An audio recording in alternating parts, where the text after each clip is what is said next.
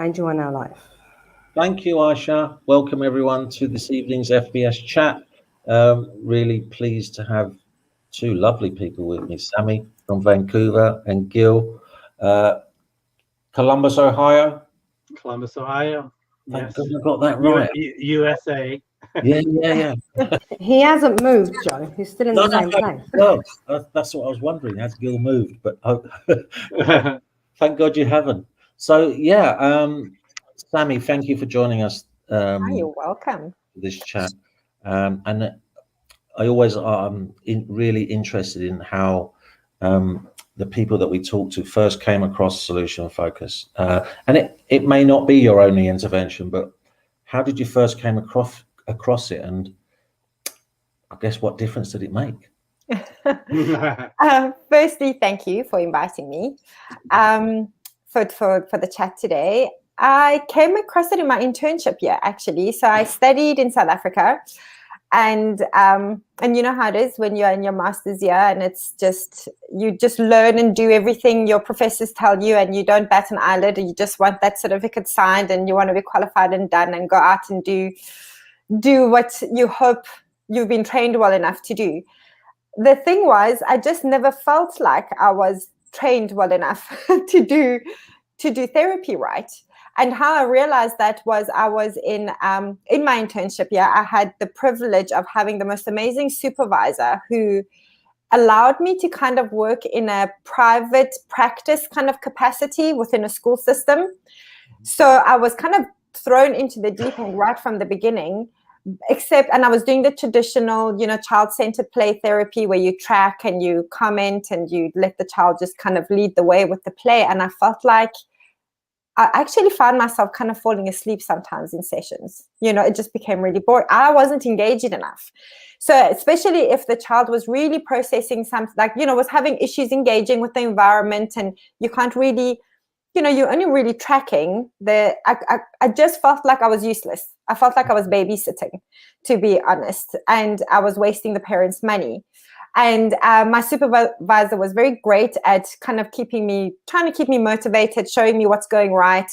But I just wasn't satisfied. And a friend of mine actually introduced me to Jackie van Zifferberg at her workshops. At that time, I didn't know who she was. And I attended her workshop on solution-focused brief therapy. And it just, as she started, it made sense. It just made sense. And as in, that was my natural way of going forward. Maybe, obviously not to the T, because I didn't know what solution-focused brief therapy really was then. But in the way of being goal-orientated, if you had to really make it to the basics and not stick to the principles, because I didn't know what it was then. And it was, you felt like you're moving forward. You're not harping on about all these things that happened before. And it just made sense. It felt natural. And she was very great in training us in terms of lots of practice, lots of hands-on. She did it at her house, and we were in this big, beautiful garden, and you kind of paired up and went. And again, I was lucky. So it was a series of lucky moments. I was paired up with this very experienced therapist who was just so lovely in the way that she encouraged and she put me on the spot a lot. She really pushed me. And me being an intern, I really felt useless anyway. So it was an amazing experience. And what happened straight after that was I got a referral of a child who was having suicidal ideations, and I was petrified of taking this case. So of course I referred them straight on to Jackie, because right now she's become my hero and she can solve the world's problems. And when I phoned her to make the referral, she said to me, "Well, what's wrong with you? Why can't you do it?" And I was like, "What do you mean me? I barely know what I'm doing. And I've been to one workshop." She's like, "Yes, you can." And she kind of just gave some guidance. She said, "Okay, bye, let me know how it goes." And that was it. And I was sort of like, okay. I was petrified in that session, but it just went so well. It went so well because this family contacted me in a moment of panic. And then I was panicking. And there was this whole panic thing happening. And then this child arrives, and this panicked pair of parents. And then they all left and everything was okay. I'm not saying the problem all went away, but the session went well. And so there we could work. And then I thought, right, I need to learn more. And so I did. I attended every single workshop she had. She got Elliot Connie to come to South Africa a number of times. So I attended that. And and I just got really involved with her and the South African Solution Focus Institute. Obviously, Jackie was doing everything, and wherever I could help and get involved and learn, I just did it. And I never looked back. Sorry, that was really long. How long ago was that? That was in 2012. Okay. Yeah. So why did it feel such a good fit for you, even though you hadn't tried it on clients before? It seems like it felt like you'd come home to something. I think it just was a natural way that I think anyway, but I just didn't know what to call it. You know what I mean? I just didn't know that it had a name, that there was an approach that was in this way. That's how, to me, what therapy should do, you know. And I never understood, even though I'd studied and written the exams and answered the questions, I never really understood why you need to talk about things that happened for years and years and years to be able to move on. I never understood why a 5-year-old needs to come for therapy for 2 years to deal with an issue that they're experiencing with a difficulty. You know, it just didn't make sense to me. I also couldn't understand how people could afford to do that. You know, and that didn't sit right with me. I didn't feel okay taking on a child and the parents going, so how long will this take? And I go, well, very hard to say. You know, even though now I still can't give an answer, but I can say, you know, it just all depends on how we move forward. But the idea is to move forward, you know. So we'll see when we've moved forward and how we feel, right? Or most importantly, how you feel, how your child feels. So that first session with that child and feeling really nervous, what pleased you about that session? What was different from the way you used to work?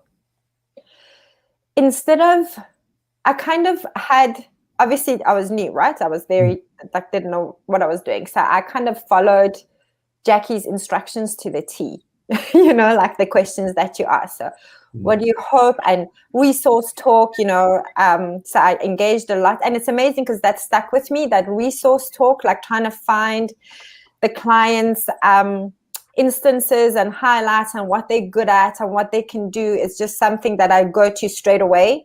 And every time I feel lost in a session, that's where I go to again, you know.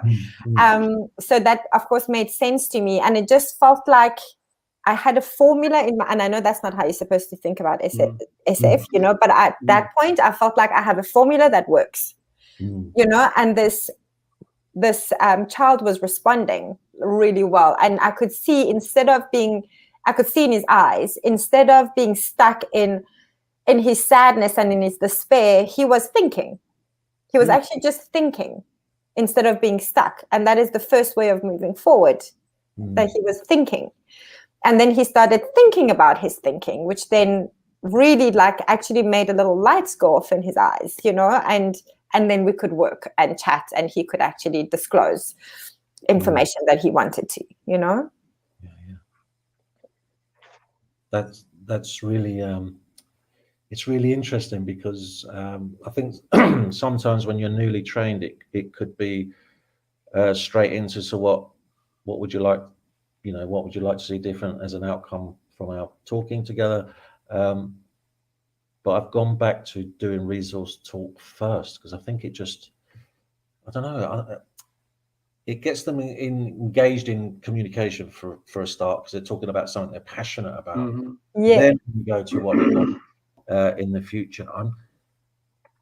It just sounds like the right way to go about it. But I mean, sometimes we're trained just to go to, so what would tell you these conversations have been useful? And I think that resource talk is, and it doesn't have to be a set. It's just a conversation, isn't it? It's just, what are you good at? What do you enjoy doing in your spare time? What gives you joy? Exactly. And also, it's sorry, carry on. No, go on. That's fine. And it's also like you really showing interest. I feel like that's when the client is actually feel like I am interested in them. I'm not interested in their problem. I'm interested in them. Like, who are you? Yes, right now you're experiencing X, Y, and Z, and you want to be gone, of course. So what would you like to see in the future? Everyone's going to say, I want this to go away. and I don't have an answer for you. So I'm not going to go there yet.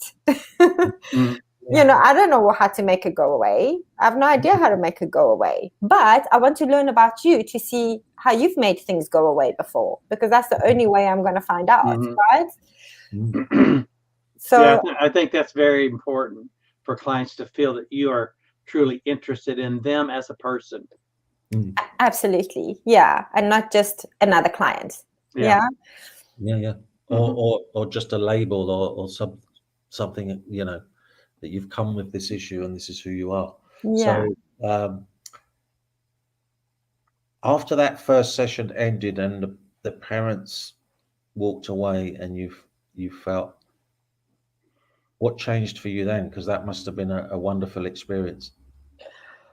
I think first I was just relieved.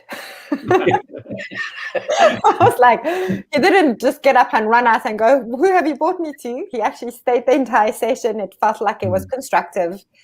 The feedback from the parents was kind of immediate, which I was very grateful for. Like, you know, soon after they left, like they got in touch with me again. So that was great. I think it was also very lucky. You don't always get the chance to have that feedback. And I think from then I just knew, like, okay, this works. I can make it work, but I need to learn more about it, you know, and I need to, and I don't know if you guys have experienced this, and I know it's now like a while ago, but after finishing studies, like the last thing I wanted to do is read another journal article, like keep them away. I don't want to read anymore. I'm done. I don't want to do any of that. So I wanted to learn more, but the thought of picking up a journal article or doing that just was not a fun idea. But so what I did was I attended as many workshops as I could. I watched as many videos as I could. I tried to do it in a way that I could be engaged. And then I was interested enough and excited about to pick up journal articles and read them, you know? So that's what changed. And then I made sure I had regular sessions with Jackie where I would go and I would discuss my cases. So whichever one that I felt like I didn't know how to bring it under solution focused track, to bring it on the solution focused track. And with kids, I was finding it difficult at the time because I was sort of like, so how do you do this? There's all these questions and then they don't know how to answer and they're little. How do you do that with a 5-year-old? And then it's just to have it kind of broken down by someone that knows what they're talking about and are so knowledgeable.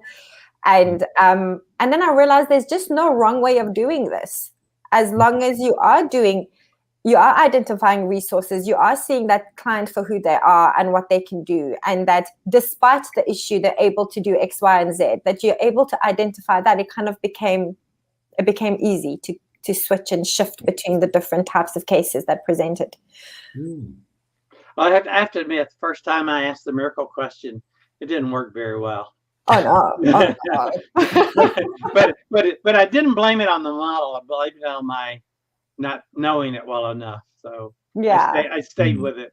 I agree with you. It's very difficult. It's very difficult, that miracle question. It takes a while, and doesn't it feel so clumsy because you're going into so many details, right?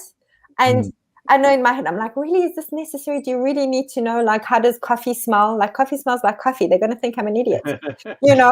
And but it does work. But you have to kind of trust it, right? Trust the process and trust your clumsiness and just keep going. Well, it helped you. I read about it in the beginning that they were inspired by Milt Erickson. Yes. And it's a variation of Erickson's crystal ball technique. And I had received some training in hypnosis and had read a lot of Erickson. So that helped me, gave me a pretty good foundation. But it was still its own unique application of all that. Yeah, absolutely. I must be honest, I kind of stay away from it a lot of the time. You know, I do it more if I have older clients. But with young children, the miracle question, they also find it a bit strange. Some are great, some love it and go with it, and it becomes really cute and really interesting and creative. And with others, it's sort of, they kind of look at me like, "What are you on about, lady?" You know, like, we have to change gear. Yeah, the first time I used it was with a 12-year-old boy. Oh, yes. Yeah. And his miracle is if a miracle happened, the family would live in a mansion and drive a Rolls Royce. And I All thought, right. that's not the answer I was looking for. I know. That's the best part with kids, isn't it? The answers that you get. You never know. And often, and Aisha, I think probably the same. We rarely get that. We often find that what their miracle day is almost quite mundane, but for them is completely unusual. We'd be smiling more. We'd be talking to each other. When I woke him up, he would say good morning. Would that be unusual? Yeah, he normally just grunts. So if you say good morning, what different? And a lot of it is mundane. And what I was going to ask you, Sammy, it sounds like when you wanted to experience it more rather than just read about it with these workshops, and so because it is an experience, isn't it? When you do it on yourself as well, when you're asked those questions and you really have to think about it. You do, and it's difficult. I don't know if you guys have tried it. Have you ever tried to do it to yourself? Like if you're really stuck in a situation and you're like, this is horrible. But also you don't have the patience with yourself that you have with your clients or with a friend, even if you're having a conversation in that way. But you're right, Joe. It's just, it is about the experience, about watching how different clients respond in different ways, and how like certain clients feel a bit agitated about certain type of questioning while others are not bothered by it at all. And also seeing the discomfort in the therapist, because we just assume the therapist kind of knows what they're doing and they do this a million times a day and you go with the flow, but it's different with every client. And it feels easy and so smooth sailing with some, and with others it's a bit more hard work, right? So I actually had my first client in the office after however long. Everything's via Zoom, and I came out of there feeling quite rusty via Zoom. I'm like yeah, and I felt really rusty, and it took me a lot longer to ask the questions because I was feeling and seeing the body language. And the child was a little bit aggressive, and he was almost like, I like swearing at my mum, so why should I stop? And I just paused and I thought, and usually and it took me a little while. It really did take me a little while. So I asked Matt, my colleague, I said, SF me, so, scale me, do something. I need to kind of start feeling a bit more confident with actually seeing things. So we spent about 20 minutes where he was asking me solution-focused questions. Yes. And then I worked out what I needed to do. So that helps, having someone there when you're feeling a little bit stuck to ask you those sort of questions. It is uncomfortable for us because we know the process. Yes. But it did work nevertheless for me. So yeah. No, absolutely. I've also found, going on what you're saying, that sometimes I get a bit derailed when I don't follow, we all have our process in our mind, right? The way you ask your questions. And I feel like I'm off the process. And I'm like, I don't think I'm SFing right now. Even this morning, my 7 a.m. client, I was like, this is not solution focused. And as somebody who's knowledgeable about solution focus, I was like, do you know this is not solution focused right now? And she goes, I know, but it's okay. And then we kind of went back. As long as it's useful. Exactly. That's the thing. And not getting too hung up on it, because when I get hung up on it, then I feel like that was just terrible. That was a waste of time and I need to kind of apologize.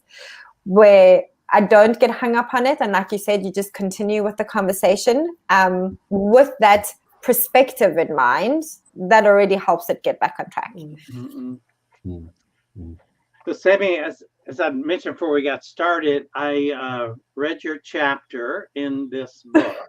Yes. Thank you. Creative Solution Building, subtitled Solution Focused Brief Therapy Across Southern Africa. And you have a nice chapter in there on using solution focused therapy with children with anxiety. If that's correct. Yeah. So I have a couple of things that I have a couple of questions about that. Is one is you use a lot of externalizing the problem. And a lot of people say, well, that's unique to narrative therapy. So is that but I've seen a lot of solution focused therapists integrate that into solution focused therapy? I mean, was that your inspiration for talking about a Mr. Worry or Mr. Anxiety? It was more to just make it tangible, to little people. There wasn't very deep philosophy behind it. Then the people I see are concrete, and they need to see, and they need to touch, and they need to, this abstract way of this relying completely on their cognitive ability and cognitive flexibility is just not going to get us anywhere, and they will just get bored of our conversations. So I needed to make it tangible, and it was through Jackie's guidance that I came, like, I don't want to take full credit for this, please. So that she kind of, she said, why don't you try this, and that would, really help. And she kind of did it to me, just like you said, you experience SF, and she did it to me, and I thought, well, this makes sense, and this can actually apply to any age. And so that is really where it came from. It's just so they can have, considering play therapy, and that's where I came from. And I have this beautiful room with all these toys and all this stuff, and now I'm doing solution focus. I don't need any of it, really. It's just nice to aid, and it's just for entertainment. So I had to use it in some way. And it was a great way. And I also found most kids, not just ones that are struggling with anxiety at the time, but most kids are more comfortable chatting when they're fidgeting and fiddling and playing and not just sitting opposite you, right? So it just became, and another thing Jackie had told me is that go with whatever hits you on the nose. So they would go towards whatever to play with and mess around with or destroy or whatever they were doing. And I would go with that. And the externalizing kind of just fitted in so nicely with that. And having that conversation about something that is outside of them as opposed to something that is within them. And so they feel more rubbish than they already do, right? It's like I often used to hear it in schools. It's not you I don't like, it's your behavior. You know what I mean? And young people felt, well, I don't understand it, because they felt they were just their behavior and that was it. There was nothing else to them. But like you say, externalizing it makes them understand there's more to them than just this outward expression of however they're showing their emotions. Exactly. And then you can also apply it to any emotion that they come in with, right? And like we know they get referred for anxiety, we can see the anxiety and how but it's manifesting differently. So they come in with different emotions. That day they're not worried about anything, but there's all these other behaviors and all these other emotions. And also I just find it fits nicely with the resource talk part. So after I've learned about them, and you're learning about them every time, right? So when we're digging and we're adding to the list and we're finding out more and more about the interest. So what does that say about you? What would you think of somebody who's able to do that? And so you can do all these things. Yes. Oh, great. And so when you are in control, you are doing all these things. When you are deciding on what to do and how to do it and how to, when Jack is doing it's great, but then worry comes, or then frustration comes, or then scared comes. And then these things happen. Can you notice? And then I think it's just easier for them to kind of stand on the outside then and then observe. Oh, yes, that does happen. Then it's more kind of makes it easier to separate and then decide on what to do next. That's sustainable, really.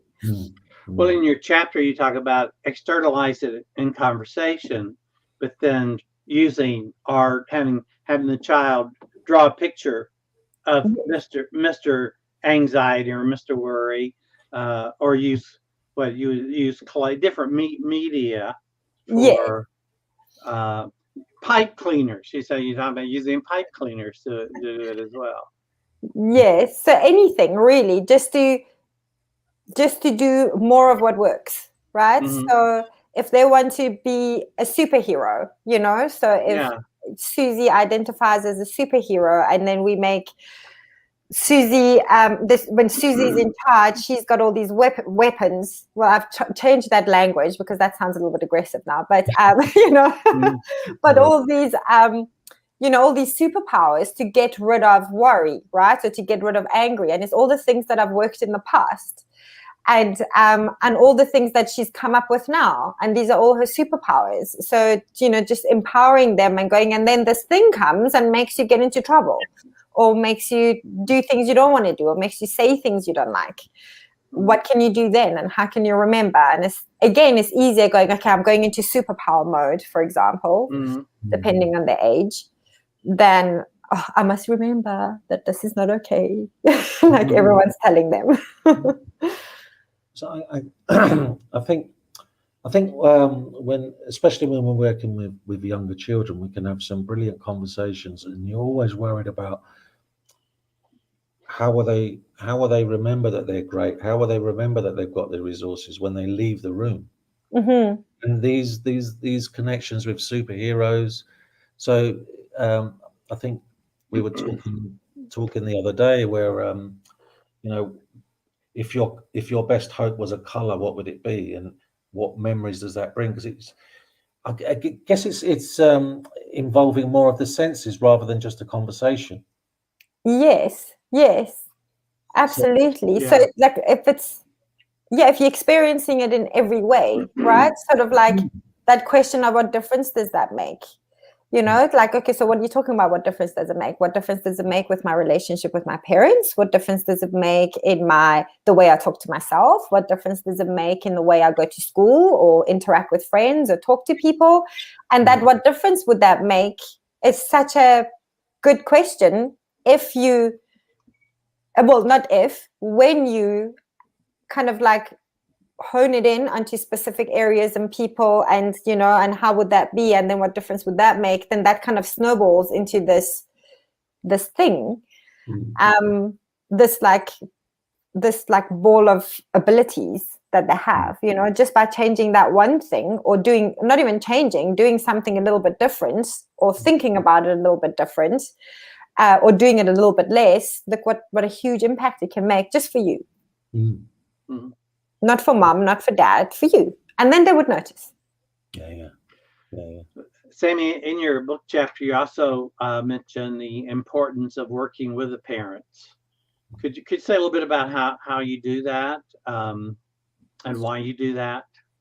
Yes, sure. So I don't see how a child can change their behavior or feel different or have all these wonderful tools and utilize it when they don't have the whole system supporting it, right? Or understanding it, at least, of what we're doing. So I usually, depending, each case is different, but typically what I do is I hear the concerns of the parent, either in a meeting or over the phone, and I try and understand their best hope. And then I meet with the child, and then I want to understand their best hope, which takes priority to what the parent's best hope is, because they need to feel okay, and they need to know why they're there. And I do always ask them, do you know why you're with me? So they understand, and I can also get them to understand what it is that their parents are hoping for. Not that for you to be a better kid, but actually they would just like you to be happy, because often that's just really what it is, right? Or for you to just enjoy school, or be able to have a good time with your friends. So they can also see that they're not demonized in their parents' eyes, that they haven't been explained to me in a way that is problematic actually at all. And then understanding their best hope and why. And usually eventually they align. They're kind of the same thing most of the time once you start talking. And often when the parent comes to pick up the child, I give them a little brief of, we have a mission this week, and our mission is, we're going to be looking for the times that Brave comes out to show itself. Already Jack has said that Brave comes out when he needs to go upstairs. He can put on the lights and he can go halfway up on his own, or whatever it is. Brave shows up when dad is with him. Brave shows up and he's able to go into the supermarket on his own and come out knowing that dad is outside. So Brave can show up. So can you please help him notice all the times Brave comes, because sometimes he misses it when Brave shows up. So kind of they get pulled into the game or into the task that you've kind of asked them to notice, the things to notice. And that's how I get them involved. And then I definitely do like one-on-one feedback. So before meeting, after a few sessions, if it has gone into a few sessions, or if we're done or whatever, I usually call the parents in, and I do tell the child, I ask mom and dad to come in because I want them to know all the good things you've done, all the things you've been working on. What do you want me to tell them? What don't you want me to tell them? Okay. Do you want to be there or don't you want to be there? So they have the ability to decide. And then, so I can also, in a way, give the parents the solution focused language, just to work on language. So you can say what you want to say, but if you say it in this way, it will be more effective, just so that their toolbox can grow, because that's the only way that the skills are going to get reinforced and the language will become hopefully automatic and just the way we speak, right? Yeah. Oh, Aisha's thinking, because Aisha does support groups for parents, and it is about that solution-focused language, isn't it, Aisha? I know, I'm just in awe of Sammy right now. Like, Sammy needs to join one of our workshops. Yeah. And the other thing, because we work with families, and often you can ask that best hopes question, or you can ask for a preferred future. And when the child's present and the parents say something that is really, and it has happened where it's been really beautiful. So was it a conscious effort for you to say, right, I'm going to see the parents first, then I'm going to see the child, and then I'm going to bring them together? Because don't get me wrong, most of the time the parents will say, he can be caring, we can have fun together, he's got a good sense of humor, but sometimes and we are aware of this now, we kind of try and separate them when we can. Sometimes that can be devastating for a young person to hear what their parents really think. So when you worked with families, was it always a conscious effort to see them separately first and then bring them together? Yes, because I mostly want the child to feel okay with the parent being there for a therapy session, because it's their session, so to honor and respect that. So I always keep it separate unless I feel, no, not unless, but when I feel that it would be beneficial for the two to be in the same room so they can each understand each other. Do you know what I mean? To really get that perspective, I always make sure that the child is ready, but directly asking just through the things. And if they say, no, I respect that completely and I just don't engage. And recently, exactly to what you said, Joe, we'd gone through this whole process and the child was ready. It was a teenager and came in with mom. And it was one of those diabolical sessions where mom was just not playing along with answering the questions, but going on her own worries and her own anxieties. And so, of course, like saying things that could not be taken back about the child. And I just found myself, I'm here for the child. And I just sort of stopped her in her tracks. I was like, you're not answering my questions. I think you need to just focus on the questions. I understand your worries. I understand that this is a big deal and it's legitimate, but we're now focusing on this. So I would like you to just, so I'll kind of just refocus it. And I know that's not very solution focused, but very directive. But it was just sort of in saving their relationship firstly, because again, they're going to leave your room and they're going to continue with life. Whatever happens in your room, even if it's the best session ever, they still leave and they go back into the environment that has, that started this whole thing and with a whole lot of raw emotion. So we managed to rein it in somewhat, but now again, we've gone back to separate. So we do separates, and it seems to be more constructive that way. Yeah. Got it. I was going to ask. So how did we? So you learned the approach in South Africa. How did you go on from specialising in?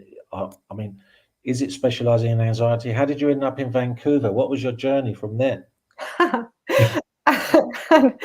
So how did I end up in Vancouver? Right? Yeah. Well, I did what a lot of South Africans do. I had kids and then I realized I wanted different for them than what I could foresee coming for them where we were at. And we had some unfortunate incidences where I thought there's too much control I don't have over things that I shouldn't have to worry about. And now with kids involved, it was just something as a mom, it was difficult to manage. Mm-hmm. So then we decided it would be a good idea to immigrate. And we actually were going to immigrate to Australia. But we just weren't excited about it because the immigration process kind of happened. We felt like we must do it. And we had that panic moment, Mm-hmm. And we were going to go to Australia because my sister-in-law lives there. And we thought, well, go somewhere with this family. And my brother lives in the States. But I mean, North America as a whole is just ridiculously big. So it doesn't matter. So anyway, but we weren't excited about it. And then my dad reminded me that before we immigrated because I was born in Iran, before we immigrated from Iran to South Africa, he was actually trying to get us to Canada. And he gave me all these reasons why. Right. And so we looked into Canada and we both got excited. And then we were going to move to Toronto because I have family there. I have an uncle and cousins there. And then we went to Toronto and we didn't really like Toronto, but we thought, oh, well, you got to start somewhere. You can't be picky. And about a week before my husband flew out to go to Toronto, he got a job offer in Vancouver. So we ended up in Vancouver. I haven't been to Vancouver, but I hear it's a beautiful city. It is. I'm glad we ended up here, I must say, even though I had all my things lined up for Toronto and for the Ontario things. Looking back, I'm very grateful we moved to Vancouver instead, just weather-wise and beauty. Weather-wise. Big difference weather-wise. Huge, yes. What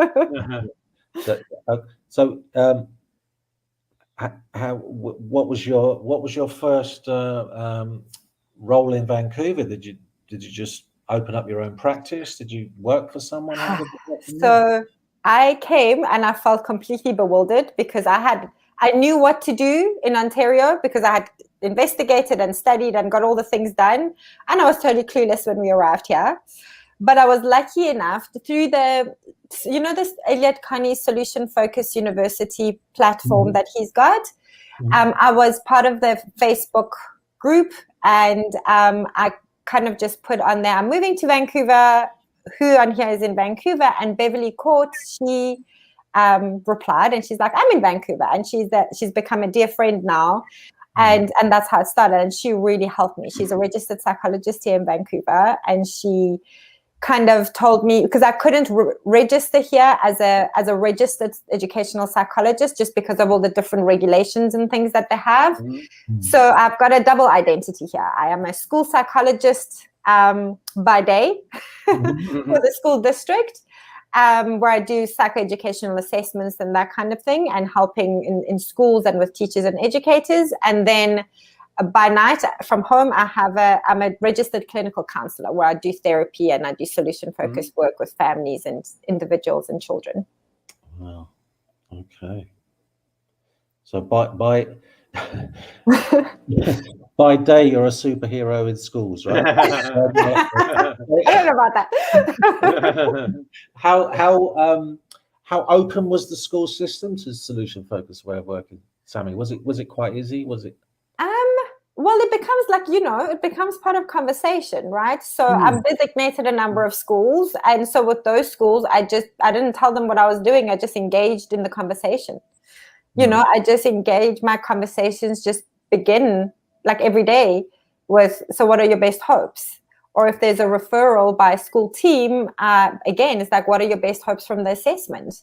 What are we trying to get? Because usually, as you guys know, when a student gets referred for a psychoeducational assessment, is because we are concerned about certain things, right? So me telling you that this individual is below average in reading is not going to be a shock to your system, right? You're going to predict that that's how it's going to be. But what is our hope from doing this whole big thorough assessment, putting this child through this whole process? What are we going to do with the results? What are we hoping that we can put in place for the student that we can't do now or as effective? And that just gets the conversation to be more rich without them feeling criticized of like, why do you think the student needs assessment over the student, and just helps them prioritize better as well. So honestly, I didn't introduce it as this is the solution-focused way of doing it. I just did it. and nobody complained. Nobody complained yet. Hopefully we'll carry on like that. Now, Sam, you also obviously specialize in dealing with kids with anxiety. You also work with clients with trauma history. Yes.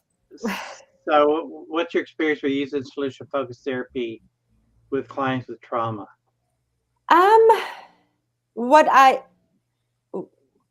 noticed is that it's recovery becomes quicker because you bring their attention to recovery is happening, right? Mm-hmm. And you're moving forward.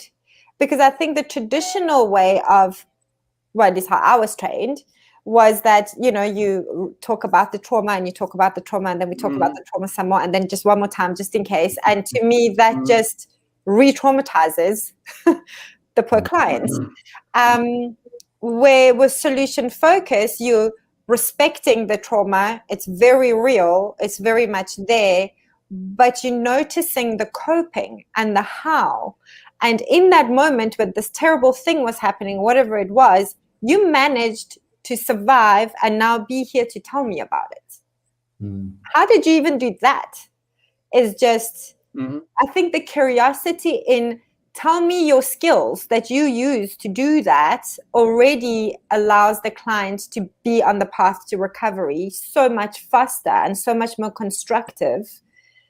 And also so much better in a way when they do have a flashback or when they do have an instance where they go into a panic due to the trauma, that they can go back to the resource of like, this is how I coped last time. This is what I'm going to do because it worked. You kind of giving them the tools that they already have again. And you're just saying, look, this was a tool you used. It was great, So I think it works so well just from that perspective, but that's how I use it. You guys might be thinking, what are you doing, lady? But if it works, do more of it. Yeah, exactly. No, I like what you said about that. That sounds good. Yeah. And I think with the anxiety, because we get a lot of young people that have anxiety, and it's that fear of the future, known or unknown. We don't really know, but we're just worried that something really awful is going to happen, and it's almost like the only way to prove that isn't always the case is either past successes or you push yourself to do something that you may really find uncomfortable.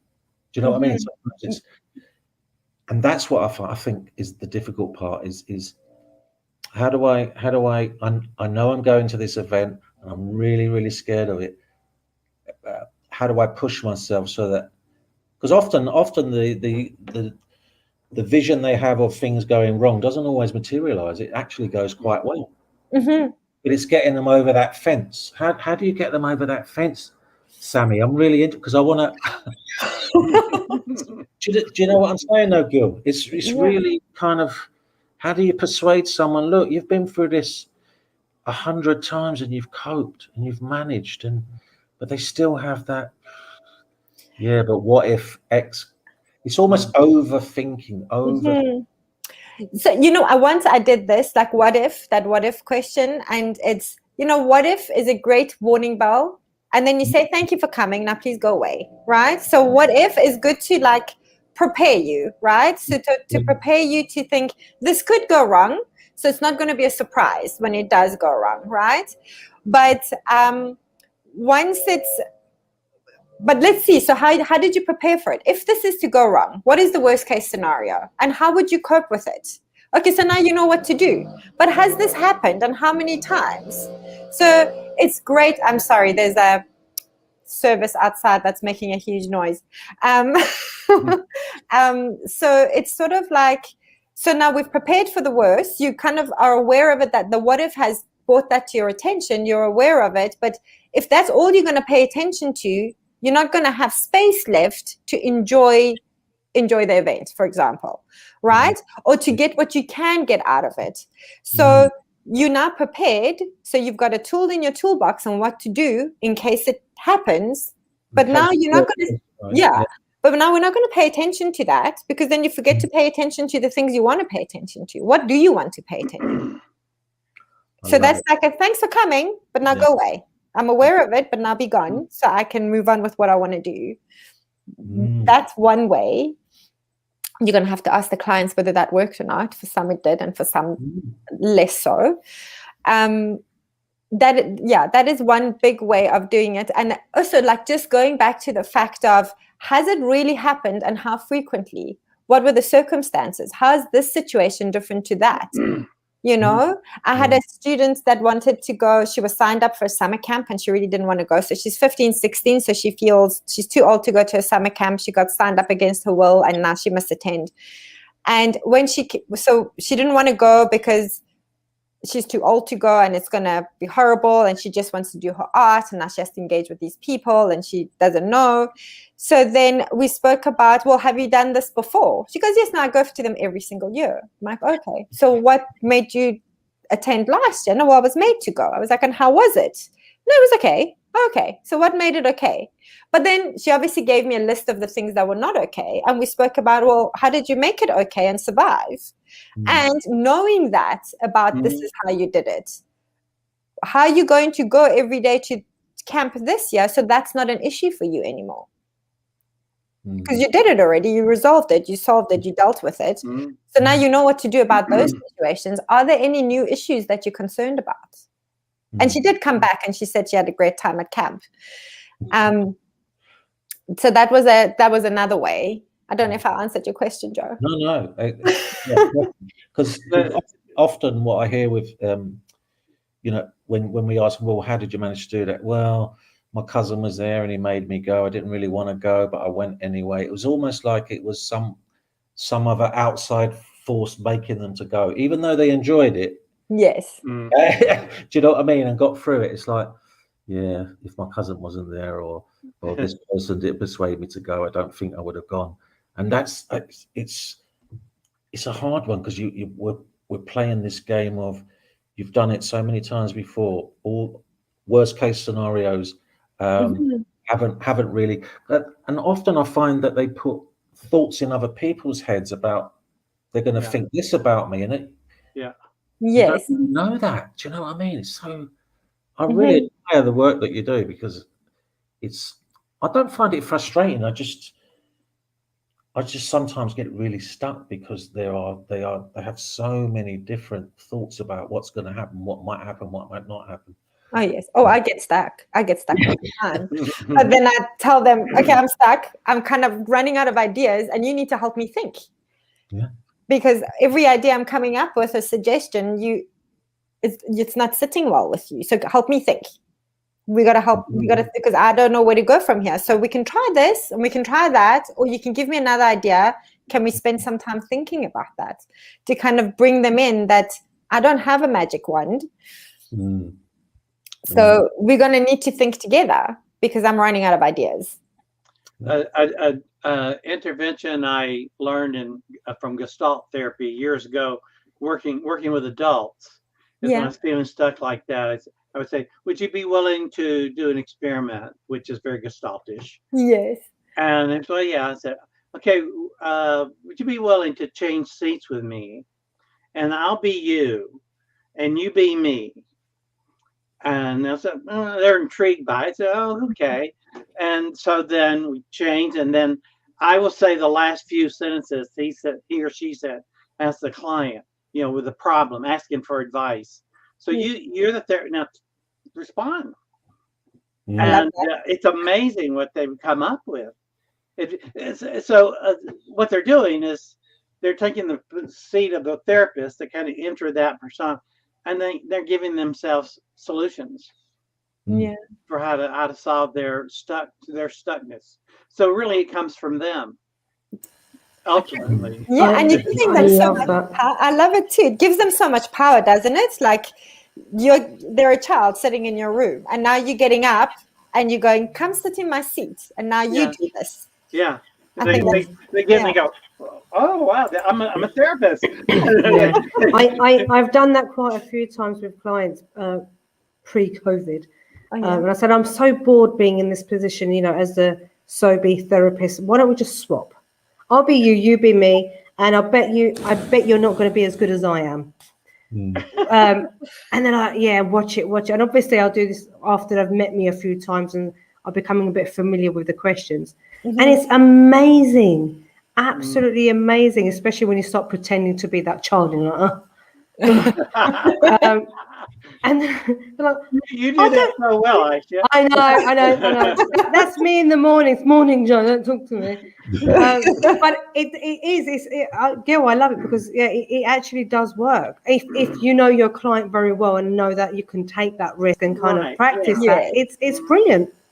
No, it is. Yeah. I'm going to try it more. I haven't done it actually. I need to do it. And sometimes if me and Aisha are in a session together, we do the behind the mirror, but with the parent in the room. Oh, right. And the family in the room, and just say what we appreciated about them, but they can't respond because they're not here. Right? Pretend you're not here. We're going to talk about you. I love it. We're just going to gossip about you. Yeah, we're just going to gossip about you and tell you what we appreciate about you as a family. Well, it's kind of like doing a reflecting team. Yeah, it's having a reflecting conversation. Yeah. So what have you noticed about the family today that's put a smile on your face, Joe? Yeah, anything like that. And they must love it. You must get such a good response. Oh, at first they're a little bit uncomfortable. Oh, really? Yeah. And then you kind of glance over and there's especially when you deliver training, and we did it with the delegates on last Friday before. So what did you think of the youth offending team and blah blah blah blah? And they're like, oh, this is new, yeah. More compliments. It was, it's quite nice, but it's nice for the families to kind of leave on that note, feeling a bit more empowered, and that we've noticed their strengths outside of the session because they're not there. Yes. And then I'll just turn around and say, why are you still here? Get out. I love that. Yeah. So we've got time for 2 more questions, guys. Well, who's going first, Gil or Joe? I was going to ask. Joe asked the best questions. Don't say that. Don't give him a big head, Gil. Well, it was kind of 2 things really, because I always there are clients that teach us so much about ourselves, and we're proud of the progress they've made rather than what our contribution was to it. So is there a client that sticks out in particular, and what you want to do moving forward? What's left for you to want to achieve, in a sense? Okay, so your first question was about, is there a client that stands out in terms of the work that they've done? Yes, there was a young lady that came to see me during the summer, actually, with all this being a teenager and living through a pandemic and then having to go back to school again. And there was just a whole myriad of things happening. So obviously anxiety elevated, feeling low, not wanting to feel like that, wanting to feel like herself. She just took to those questions so well. You know, she kind of, at first she did say to me, she goes, you ask very strange questions. Don't know if I like them. I was like, okay. And then she kind of sat back and I felt like I did nothing. She did her own therapy all by herself. I asked a question and she would go from the one thing to the next, to the next, to the next. And she got up 30 minutes through. She goes, I'm done. And she walked out. And that was that. And the parents messaged and they said, you know, that went really great. She seems like she's in a good space. And if we need you, we'll let you know. She's really happy right now. That she was happy with. And I literally thought, I'm like, she just needed somebody to kind of ask her, so what are your best hopes? We kind of went through those basic things. And what difference would that make? And how would you know? And then she just went and the self-therapy talk. And she goes, I'm done now. And she got up and she left. I was like, okay. So it was single session psychotherapy. I didn't know I could do that, but yes, she did it by herself. I didn't do it. So it was beautiful, and I thought this really does work. And my husband is an engineer, so you must know. He goes, I was telling him about it. He goes, I'm sure we can build a robot that can just imagine that you have these robots that ask these questions and then get these, like, obviously highly cognitive individuals that can kind of think and go on their own without too much prompting to just do self-therapy. That would be then accessible to everyone. So it's like, go away. No. Be gone. Go work with your machine. Yeah. Yeah. And just funny you said that, because when we spoke to Eve Lipchik, they were talking about briefer 1, briefer 2, this kind of almost computer model, and she said it wasn't for her because you lose that humanity. You lose that humanity. Oh. Exactly. And moving forward, what's in the pipeline? Oh my God, I don't know. I feel like I'm just I'm reinventing the wheel, having moved countries. So I don't know. I'm hoping for my practice to grow. I've somehow managed to do a lot of talks and conferences and stuff in the 3 years that I have been here, which is fun, but I also find it quite stressful. But I always say yes because it's fun and it gets me. I feel like that's the way I learn and I stay on top of things. Otherwise, I would just kind of go with daily stuff, and you kind of go on that hamster wheel. So it's one way of avoiding that. So maybe I want to say I want to do more of that, but I also don't. So I don't know how to answer that one. But I know what you want to do, Sammy. What do I want to do? I will remind you of what you want to do. You would like to join one of my workshops. Oh, yeah, you forgot about that, Sammy. She wants to do it, but she's too embarrassed to say. So I will send you an email. You are more than welcome to join the workshops. Thank you. And we can deliver one together. Okay. That would be very interesting, and I'd probably say yes. But thank you. You already said yes. You just don't remember. I don't remember. I think you might be right. I don't know. Gil, tell Sammy how persistent I am, Gil. You can't say no to Aisha. Okay. It's just impossible. And then after the pandemic's all over and we can go back to traveling freely, you'll end up going to London and doing a workshop in person with Aisha. Oh yes, absolutely. I'll definitely do that. Yeah. Would love to. My one last question is, are there any questions that you'd like for us to ask you that we haven't? I can't think of any. To be honest. It's another way of saying, is there something that we haven't asked you about, but we haven't covered, but you wanted to get in while we have our time together? No, not really. I think you guys covered everything, and I love how collaborative you guys are, and how because I've watched some of your chats and all the different content you cover, and how the sharing of knowledge and information. I love that. It's just and I think that's why I always end up doing workshops and things for no particular reason than just to do them and share information and learn from others. And I love the passion you guys have with the families that you work with. It's really great. What about your this is your website going across the bottom, is it, Sammy? Oh yes, it's just what can people find there? What delights? It's just a real brief explanation of kind of the services that I offer in terms of therapy with families and children, and there's some workshops that I have available that I've done in the past, and just how to reach me, really, and a little brief description of what solution-focused brief therapy is, just because I think it's important for clients to know what kind of therapist or therapy method, to have a bit of familiarity before coming in. Also prepares them in a way of what to expect, because it can be scary going into therapy. It's a very vulnerable space to be. So just feeling a little bit more what to expect, I think, is good. We were asked once to sum up solution focused in one sentence. Don't we like Sammy? Yeah, no, I think I said something like co-constructing the client's preferred future. That was my. Like that's a good one. That's a good one. I want to steal that one. Sammy, I was quite proud of myself.